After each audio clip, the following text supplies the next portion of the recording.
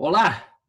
Hoje é dia 8 de julho do Vixe, até o presidente está com Covid. Será que ele está com Covid? Essa é uma grande pergunta. Afinal de contas, vai saber. Da pandemia de 2020, meu nome é Jaime Jardim, comigo hoje estão Dr. Fábio Lugar, Opa. que fala de Boston, e Dr. Rodrigo Portuga, que fala logo daqui pertinho. Somos biólogos cientistas, portanto, e hoje discutiremos indexação de revistas científicas e o problema da taxonomia. É importante dizer, então, caros colegas, que já falamos coisas adjacentes a isso e que a abordagem hoje vai ser um pouquinho diferente, certo? Lembrando, então, que a relação da indexação das revistas e tal, que você tem uma certa nota e você tem um certo grau de confiabilidade com a indexação da revista, certo? Então, a partir daí, essas revistas passam a ter um direcionamento maior por parte da comunidade científica devido a essa indexação, a esse selo de garantia, vamos dizer assim. Senhores, boa noite, como vocês estão? Boa noite barra boa tarde, né? Bem. Bom? Bom. Seguindo, né? Tocando o barco. Tocando o barco. Seguindo na quarentena, ótimo. Parabéns para todos nós, vivos. Sobrevivência, né? Sobrevivência. De máscara e, por favor, mantendo distância. Posso fazer uma piada rápida, assim? Pode, manda bala. É assim, tipo, isso é de verdade, assim, eu nunca gostei muito de aniversário, porque eu achava meio tonto que as pessoas te felicitavam por você simplesmente ter sobrevivido só mais um ano. Um ciclo. Porque é basicamente isso que você precisa fazer, não fazer nada. Parabéns. Durante um ano e daí você ganha um parabéns. Hoje em dia eu começo a valorizar um pouco mais isso. Fantástico. Bom, cada um vê o seu aniversário dessa forma, de uma forma diferente. Olha, tá ótimo. Bom, colegas, como faremos? O lugar você começa? Pode ser. Afinal, eu propus, né, a gente falar disso. Bom, independente, né? Eu acho que assim, talvez, de novo, para dar uma recapitulada, mais ou menos, a gente já falou um pouco sobre indexação de revista, né? O que ela é, como é que funciona e tal. E assim, basicamente, acho que para resumir, acho que você resumiu bem até, né? Que indexação de revista é basicamente um selo de garantia, e esse selo de garantia ele está associado com um valor numérico, né? Que é usado por às vezes assim não informalmente pelos pesquisadores para decidir onde é que eles publicam, mas assim no caso do Brasil é formalmente, né? Porque e de outros países também, né? Formalmente porque esse valor, o fator de impacto, né? Que é uma medida que é basicamente o número de citação médio dos artigos daquela revista, né? Quantas vezes um artigo é citado. Ele é usado por agências do governo para ranquear, sei lá, as revistas e indiretamente ranquear pesquisadores e programas de pós-graduação e assim por diante, né? Tipo, posso só fazer uma perguntinha a partir daí? Eu acho que se estende a vocês dois. É interessante se falar sobre essa questão, sobre agências do governo poderem ranquear. Quem faz isso, na nossa última conversa, se eu entendi bem, é a CNPq, certo? CNPq/CAPES. Ela ranqueia internamente para o Brasil, né? Melhor, ela ranqueia para a pós-graduação do Brasil. Aqui, tá, né, ok. do nosso interesse. Mas é interessante. Complementar, eu preciso complementar isso. Mas a CAPES, para ranquear, ela usa uma série de fatores de análise, e entre eles o ranqueamento internacional, o fator de impacto, que é o mais conhecido, que se usa, é o que se usa de fato para todos os países. Exato. Eu não sei se tem algum país que não usa, não sei. Bom, não sei, assim, se tem algum país que não usa, eu acho que é difícil saber, assim, talvez é uma questão de peso, né, que é dado a essas coisas, assim, eu já escutei várias vezes de gente aqui falando assim, o peso de fator de impacto aqui não é tão grande, né, apesar do pessoal achar, né, que porque, só se publica bem em revista de fator de impacto alto, mas assim, fator de impacto de revista não é exatamente o tipo de coisa que é determinante para, sei lá, a carreira de um pesquisador, né. Tem outras coisas mais importantes, né? Tipo, produção constante, atrair dinheiro, esse tipo de coisa. É muito mais importante você publicar numa revista de fator de impacto alto. Tá. Obviamente. Você vê que é inverso aqui do Brasil, né? O Brasil tomou um caminho nos 2000 que é publicar muito. Sim. Aí depois é publicar muito, mas não pode ser em revista brasileira ou nacional. Acho que você lembra disso, né, Fábio? Quando você pegou essa fase, né? Em revista, não, vocês estão só citando. Depois publicar muito e bem, mas a gente não sabe o que é bem, então a gente usa o fator de impacto e depois o qualis CAPES. Basicamente essa é a história do que é ser um bom pesquisador no Brasil. Sim. Atrair dinheiro não é uma característica, mas uma consequência. Se você tem alto fator de impacto, você, em tese, pode atrair mais dinheiro, mas não é necessariamente uma relação linear, não mesmo, ainda mais nesses tempos de corte de grana, né? Não é avaliação da qualidade da pesquisa mais o número de artigo total, né?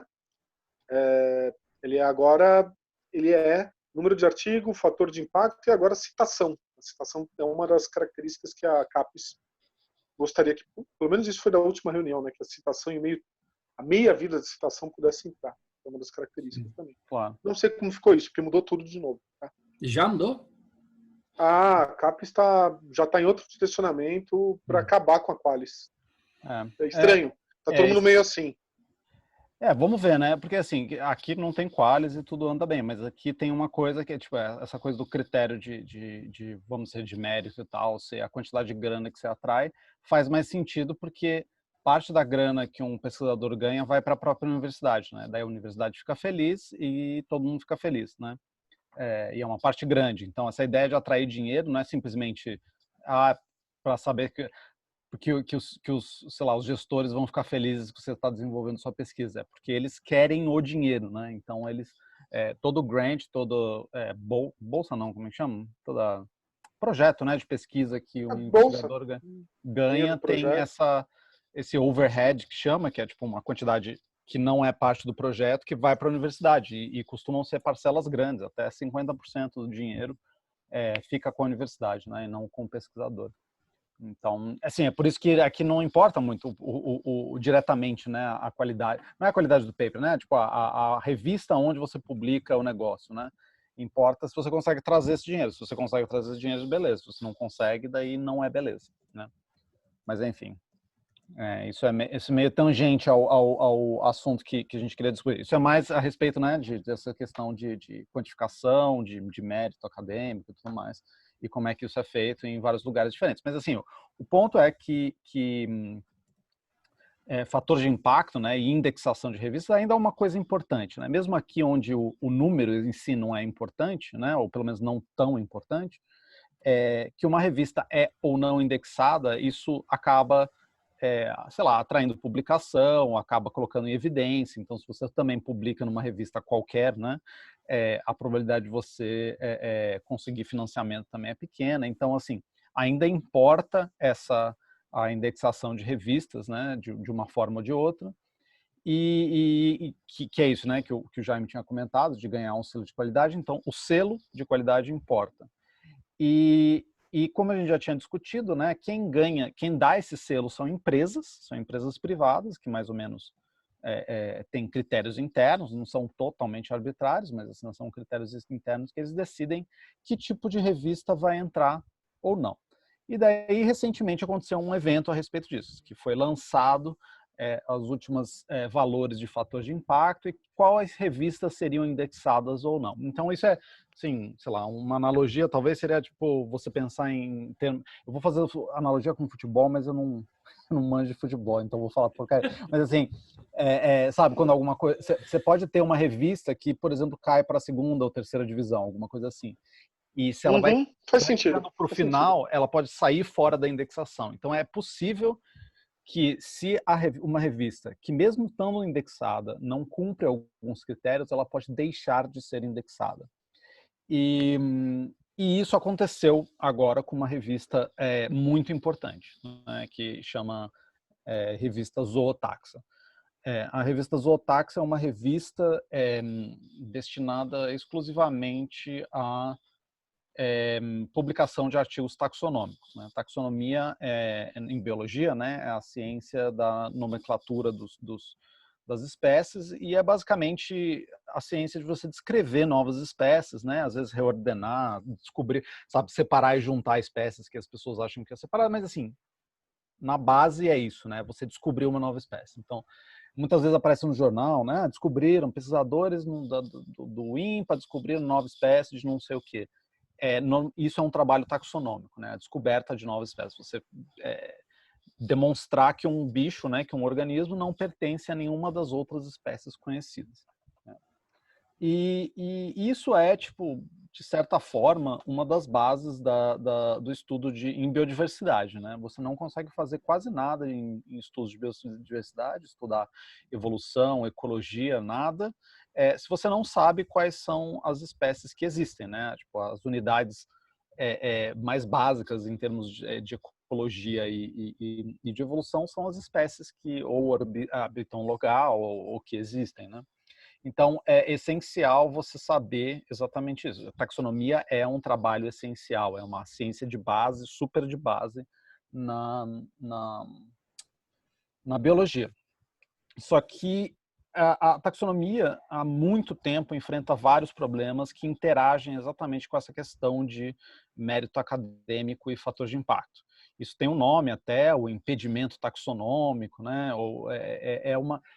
Tem uma longa tradição de estudo até desse fenômeno e de compreensão por que ele acontece. E existem vários motivos por que isso acontece. Assim, para colocar diretamente o problema da taxonomia é que as revistas que publicam trabalhos taxonômicos têm fator de impacto baixo.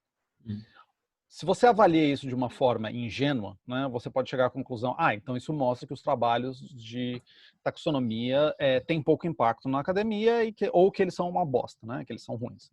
É bem lembrado, Jaime, zoologia e botânica também, né? No caso, a Zootaxa, não, a Zootaxa é uma revista só Por causa do próprio nome, né? Zoo, né? Que é a revista irmã da Zootaxa. Fitotaxa. Tem uma Fitotaxa? Nem sabia. Tem, mas enfim. Fitotaxa. São mundos paralelos. São mundos paralelos. É a mesma ideia da Magnolia Press, né? Sim. Então, como eu dizia, né? Tipo, os fatores de impacto de publicações em taxonomia costumam ser baixos, né? E isso pode levar você a acreditar que os trabalhos são ruins e que, de fato, né? E o que aconteceu agora foi isso, né? Quer dizer, não é exatamente isso. A gente pode entrar em detalhes depois, mas assim. E essa questão de ter o fator de impacto baixo é uma questão histórica da taxonomia, porque pela própria estrutura da ciência taxonômica, ela acaba não sendo citada por outras áreas de conhecimento. Porque quando você está escrevendo um artigo, existem normas, né? Você não é simplesmente você senta e escreve qualquer coisa. Você precisa, quando você está se referindo a um trabalho já feito, você tem que citar esse trabalho. E isso acontece em quase todas as ciências. Sempre quando você se refere a alguma coisa que já foi publicada, que está em algum outro lugar na literatura científica, você cita aquela pessoa e você dá o crédito àquela pessoa. Uma das únicas exceções é com taxonomia. Taxonomia foi-se determinado que você não precisava citar. Quer dizer, às vezes você até cita, né? Você coloca o nome da pessoa lá, que descreveu uma espécie, mas aquilo não vai para a sua referência bibliográfica, para a sua lista de referências, e como aquilo fica fora da sua lista de referências bibliográficas, os algoritmos que foram desenvolvidos para contabilizar o número de citações são incapazes de averiguar, né, essas citações. Então, o que acontece? Você pode ter um trabalho, você pode ter publicado um trabalho em taxonomia que foi citado 1000 vezes. Né? Ele não... Na hora que você for olhar lá quantas vezes o seu trabalho foi citado, ele vai ser registrado como nenhuma vez. Existem exceções, né? Um trabalho taxonômico pode ser citado quando você está descrevendo algum aspecto daquele trabalho taxonômico que você quer abordar. Mas fora isso, quando você só está falando sobre uma espécie que uma outra pessoa descobriu, basicamente, você não precisa citar ela. E isso já coloca, por definição, trabalhos taxonômicos em um pior patamar do que os outros, porque, de novo, o critério de ouro que a gente usa, né, é o número de citações, é o fator de impacto, esse tipo de coisa. Então, desde os próprios acadêmicos até instituições administrativas usam o fator de impacto para diversas coisas, para ranquear pesquisador. Então, um pesquisador... Fala. Só desculpa te interromper. Você estava falando aí sobre a questão das normativas. para a gente fazer as normativas de escrever um artigo científico, aquela coisa toda e tal. Aí você falou sobre um regimento com regras. Sim. Que regimento é esse? Bom, tem os códigos, né, de nomenclatura taxonômica, tanto para zoologia, para botânica também. E imagino que para outras áreas, né? Eu não sei direito como é que é para bactérias e micro-organismos de maneira geral. Acho que talvez seja um pouco diferente, né? Mas assim, existem livros e existem tipo grupos de pesquisa que se juntam para discutir quais são as normas das áreas, né? E tudo isso é publicado de alguma forma. No caso, por exemplo, da zoologia, tem o ICZN, né? O Exato, Código Internacional de Nomenclatura sim, sim. Zoológica, em português, a tradução, que está online. Eu nem sei se tem a parte impressa. Tem. Deve existir em algum lugar, né? Ou alguém imprime, porque é passível de impressão, se eu não me engano, né? Inclusive em PDF. Bom, só para então voltar um pouco para a questão da Zootaxa especificamente, o que aconteceu com a Zootaxa, né? A Zootaxa era uma revista que era super conhecida e popular exatamente porque ela foi uma tentativa de fazer uma resposta a esse problema da taxonomia. A taxonomia tinha vários problemas, isso, né, de fatores de impactos baixos e que demora muito para publicar.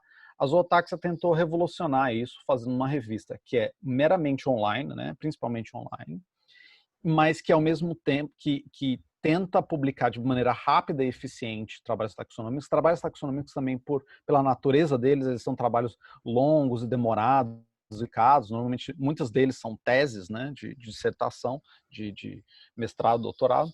Então, eles podem ser muito longos e isso normalmente diminui a possibilidade de você publicar em outras revistas. Então, a Zootaxa e a Fitotaxa aí, vieram para tentar contornar esse problema, dar um meio aonde os taxonomistas podiam publicar, né, os taxônomos podiam publicar seus trabalhos, né, que eram de uma forma eficiente, rápida e que era basicamente o que estava acontecendo, porque as revistas também, os próprios corpos editoriais das revistas começaram a notar que se eles tinham muitos trabalhos taxonômicos nas suas revistas, o fator de impacto deles desciam. E o trabalho hoje em dia de um corpo editorial é basicamente de aumentar o fator de impacto das revistas por toda essa conjuntura que a gente comentou. Então o pessoal começou a jogar fora a taxonomia, porque considerava que era uma coisa de pouco impacto, e a Zootaxa veio para suprir essa necessidade, que é uma necessidade enorme, ainda mais quando você pensa em Brasil e países mega diversos, né? Que não tem nem uma fração pequena, né, da biodiversidade descrita. A gente precisa desses locais para exatamente publicar esses novos achados, né? Agora, deixa eu te fazer uma pergunta. A gente estava falando, por tudo aquilo que você falou, fazendo uma retrospectiva de tudo aquilo que você falou. Bom, a taxonomia, por definição, já tem revistas com um índice super baixo de citação, né, de indexação e tal.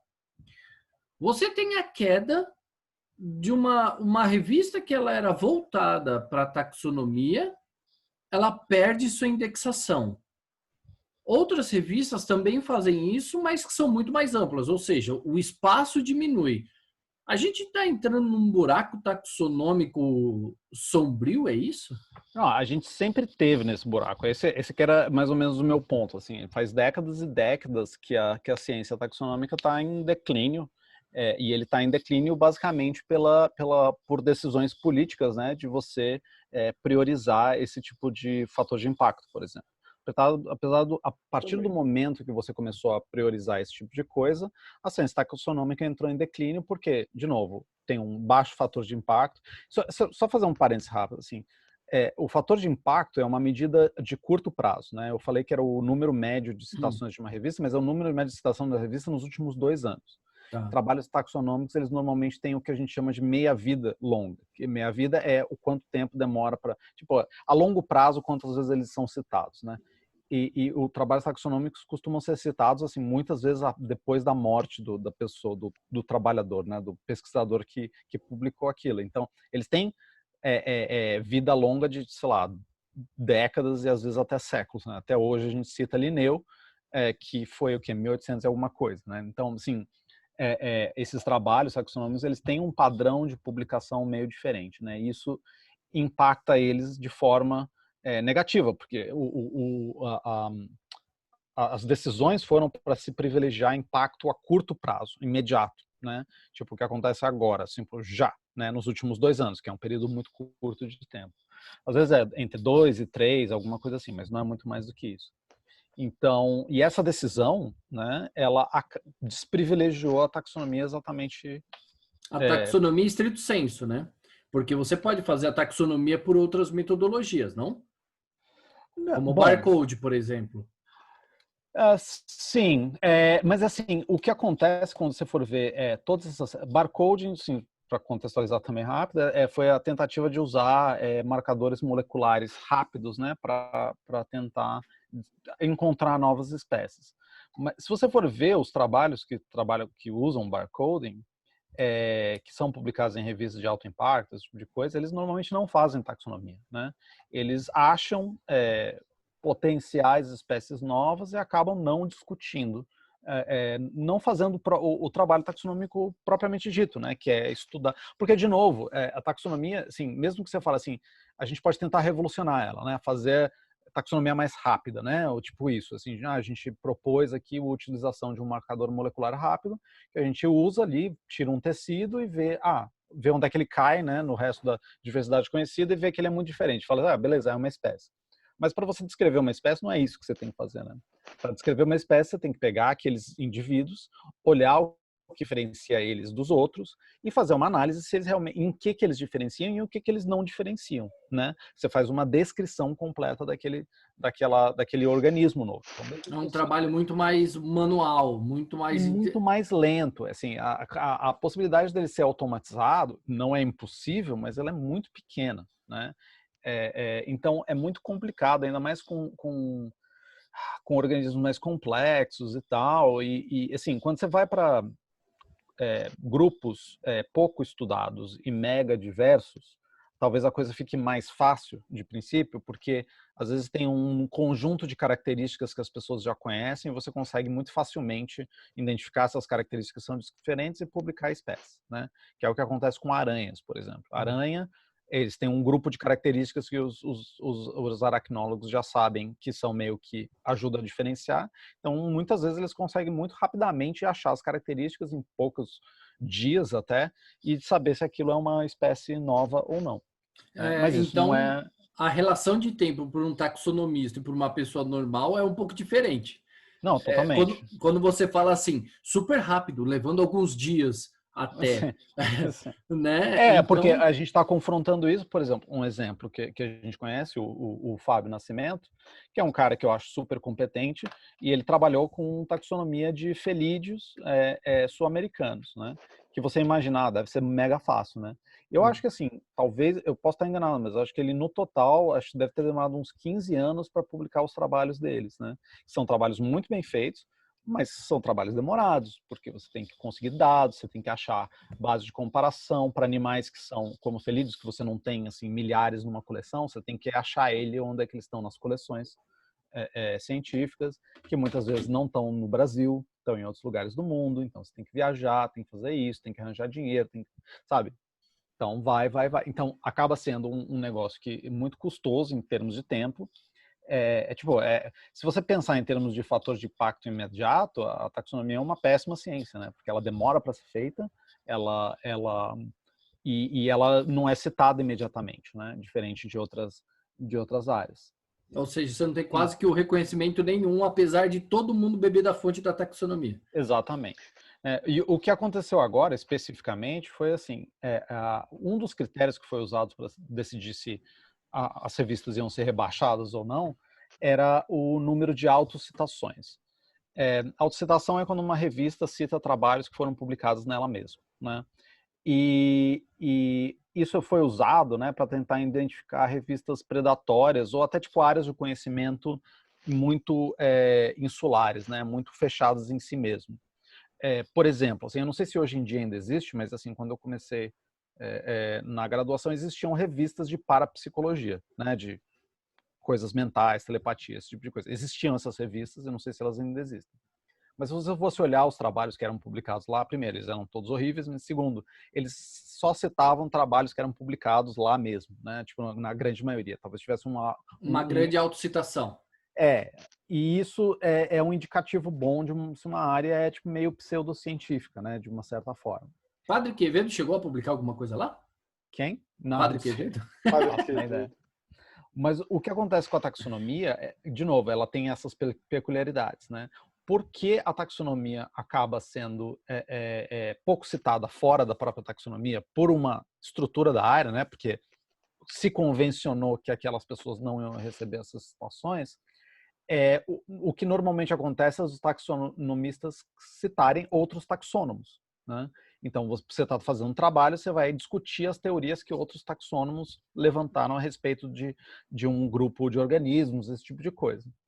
E como teve todo esse processo de jogar todo o fluxo taxonômico para a zootaxa, no caso da zoologia, então acabou acumulando muito trabalho taxonômico num lugar só, e como esses trabalhos taxonômicos tendem a citar outros trabalhos taxonômicos, como a zootaxa virou o único lugar onde tem trabalhos taxonômicos, esse virou o único lugar que você pode citar. Então, o número de autocitações acabou indo lá para o espaço, né, indo lá para cima, e simplesmente por esse motivo, né, ela acabou sendo rebaixada. Então, assim, é uma coisa meio cruel, né? Porque primeiro você pega, de novo, a taxonomia, que é um trabalho super importante, começa a isolar ela, começa a tipo, tirar o mérito dela e cortar ela de todas as revistas que ela podia publicar e jogar ela só para um lugar. Daí quando chega nesse lugar, só que todo mundo está feliz publicando, porque ainda consegue publicar, eles falam, ah, não, essa revista aqui, ela está citando só ela mesma, então a gente vai cortar ela dos índices, né? Então parece que é uma coisa meio cruel de sabotagem. Você isola para depois... parece uma sabotagem. Tipo, eu não acredito que foi proposital, né? Eu acho que é só decorrência dessa cultura meio pouco razoável aí de você ficar tentando buscar o fator de impacto mais alto. Mas é isso, né? Essa é a consequência, né? A consequência, eu acho que indesejada, é que você parece que você está atacando diretamente uma área há mais de 2 décadas, se bobear até mais. Né? Portuga, suas considerações. Hoje você falou pouco. Depois da explicação, né? Eu que estou na zoologia, eu já estava sabendo desse caso da zootaxa, e está tendo uma movimentação muito grande no mundo inteiro para a empresa que faz avaliação, tem uma empresa chefe de tudo, que é Clarivate, acho que é isso, Clarivate Analytica, Clarivate Analytics, que é em Filadélfia. E a movimentação para eles entenderem que a situação é outra aí, né? Que não é o mesmo tipo, não é o mesmo estilo. Eu não sei o que vai dar isso. Embora eu entenda toda a movimentação, e eu concordo com todos os abaixo-assinados e afins, quem se ferra mais, pelo menos, não sei se outros países têm os mesmos princípios, é nós aqui no Brasil, né? Porque aqui a Qualiscapes vai jogar lá para baixo, porque ele entra no C, ele vai direto para o C, e a próxima avaliação é agora. Imagina, tem um monte de gente desesperada, tem amigo meu que é professor, que é um ótimo pesquisador, um cara, uma referência em um grupo de animais chamado briozoários, quase ninguém estuda, e ele é uma referência muito grande lá no Brasil e no mundo, e em Pernambuco, e ele está desesperado porque as citações dele vai pro saco. Ele é altamente publicante, de repente vai fazer isso para Qualis, o que é irreal, o que é injusto, é totalmente falta de noção, né? Eu vou falar uma frase aqui, essa frase foi falada em outro contexto, que era um trabalho falando sobre índices, avaliando outro contexto, tá? E, basicamente, a gente precisa de índice para entender. Ele é uma lanterna no escuro, ele é um, que a gente chama, eu odeio, às vezes tem palavra na minha cabeça que está em inglês e não está em português, tipo um proxy, ele é um proxy, né? Ele é um... Traduz aí para mim, Fábio, o que seria uma boa tradução para proxy? Proxy é tipo Difícil, né? É difícil traduzir proxy, porque eu acho ele só serve em inglês mesmo. É uma aproximação, né? É uma tentativa de aproximação para medir algo. Né? Quero saber, por exemplo, se o cara está tendo um infarto, você faz um exame de sangue e tem uma série de proteínas que são aproximadores, mas não são linearmente conclusivos. É 90% conclusivo, 100% conclusivo, outros menos. Quando você pega um índice e todo mundo, através daquele índice, procura melhorar, facilitar, alcançar algo por causa daquele índice, ou seja, o índice se torna um objetivo em si mesmo, o índice está falho. É o que eu acho que o Gould e várias outras pessoas chamavam de reificação, né? Quando você pega uma coisa que não é a coisa e transforma tipo, o fator de impacto supostamente mede mérito acadêmico, apesar de não medir, né? E daí você transforma o mérito acadêmico em fator de impacto. E daí o negócio em nenhum colapsa. momento, eu acho que todo mundo aqui concorda, eu estou dizendo que o fator de impacto é inútil, eu não acho. Eu acho que ele foi uma ideia. Mas ele, por si só, ele não é tudo. Né? Por si só, não é tudo. Ele é um início, ele é uma lanterna. Mas tem mais coisa por trás. Ao trazer somente o fator de impacto, e aqui para nós no Brasil se torna mais um objetivo único praticamente, eu penso assim, eu estou tentando, quando eu tento publicar, eu penso nisso. Infelizmente. A sua pesquisa já está com problemas, né? A sua ciência, o seu ato de fazer ciência já descamba, né? Claro. O que eu quero? Fazer um bom trabalho e responder uma pergunta? Ou eu quero responder uma pergunta tal qual para eu poder publicar nesse fator de impacto aqui? Já muda muita coisa aqui. Sim. São questões diferentes. Você muda a sua pesquisa pela pergunta que você vai fazer, objetivando a revista que você quer publicar. Mas rola isso, a gente sabe, né? Não, tudo bem, isso. Mas... Não de forma objetiva, não é que todo mundo está querendo passar a perna, é porque assim, ele se torna estrutural. Ele passa a ser estrutural isso, né? Entendi. Mais um fator ao qual acho que demandaria uma discussão só a questão da taxonomia para uma live nossa. Ela é mais específica, né? Mas pode ser, eu acho legal. Eu acho que... não são taxônomos, já publiquei em taxonomia o suficiente. Então, ótimo taxônomo. Não, e é importante, porque no final das contas é o seguinte, a partir da taxonomia que você tem a formação das head lists, né? Das listas de animais ameaçados de extinção. Então, mais uma coisa que bebe aí da fonte é a publicação das novas espécies. E para quem não entendeu, quando você publica uma nova espécie, você interfere imediatamente na biodiversidade e, consequentemente, você está trabalhando toda uma organização diferenciada. Você trabalha também com museus, né? Então, você tem uma série de coisas que vêm por trás e que não são levadas em consideração, né? Que eu acho que talvez não fosse nem deixadas de levar em consideração. Porém, não é tida a consideração que deveria se ter, fato, né? Houve uma inversão aí e é isso que a gente tem valores. E só um comentário rápido, assim, isso daí pode ter um impacto gigante para a ciência brasileira, porque o Brasil está lá na frente em termos de zoologia, né? Em termos de zoologia especificamente eu não sei de botânica, mas de zoologia a gente é tipo um dos mais produtivos, dos países mais produtivos, sim, primeira linha mesmo, né? E se você tem aí uma decisão institucional que pode simplesmente sabotar toda essa linha de pesquisa, né? Essa linha básica de pesquisa em zoologia, isso pode ter um impacto negativo na ciência como um todo, né? Como, tipo, a magnitude, né? A escala da ciência produzida no Brasil pode decair, sim, só por isso, sabe? E é ridículo que seja assim, mas é um processo longo, né? Que aconteceu. E a falta de manifestação por parte... E eu digo a falta de manifestação assim, manifestação evidente, tá? A falta de manifestação evidente, que faça barulho ou que tenham força para mexer nisso, indica, pelo menos a mim, a falta de coerência e de consciência que você tem com a própria ciência, sabe? Você olhar para isso como uma coisa secundária, né? Há essa necessidade. Olha como essa área vai contribuir. A formação das listas de espécies ameaçadas, a fomentação de conhecimento para museus e pós-graduação. A gente sabe que quem faz o desenvolvimento científico de um país são os estudantes. E você está jogando, de repente, um país que é como o Fábio havia mencionado, de alto desenvolvimento, em termos de taxonomia zoológica, e você simplesmente pode perder um negócio muito sério aí. Então, bom, enfim. Senhores, alguém mais quer mencionar alguma coisa? Somente, nada mais. Nada mais? Fábio? Não, mas não, estamos tranquilos.